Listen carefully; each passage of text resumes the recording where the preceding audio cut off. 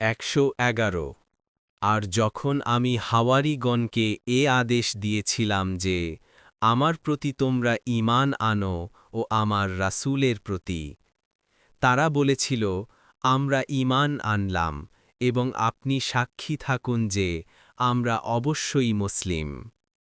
112 যখন হাওয়ারিগণ বলেছিল, হে মারিয়ামের পুত্র ঈসা, তোমার রব কি পারে আমাদের উপর আসমান থেকে খাবারপূর্ণ দস্তরখান নাজিল করতে?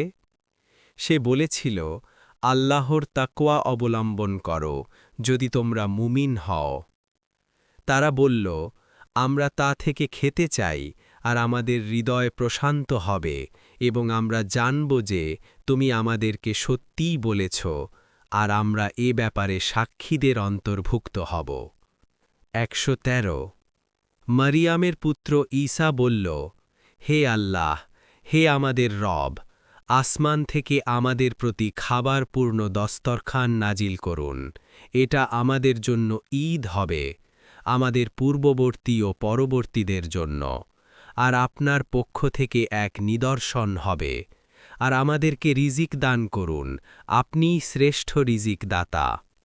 115 আল্লাহ বললেন, নিশ্চয়ই আমি তোমাদের প্রতি তা নাজিল করব, কিন্তু এরপর তোমাদের মধ্যে যে কুফরি করবে তাকে নিশ্চয়ই আমি এমন আযাব দেব যে আযাব সৃষ্টিকুলের কাউকে দেব না। 116 আর আল্লাহ যখন বলবেন, হে মারিয়ামের পুত্র ঈসা, তুমি কি মানুষদেরকে বলেছিলে যে তোমরা আল্লাহ ছাড়া আমাকে ও আমার মাতাকে ইলাহ রূপে গ্রহণ করো?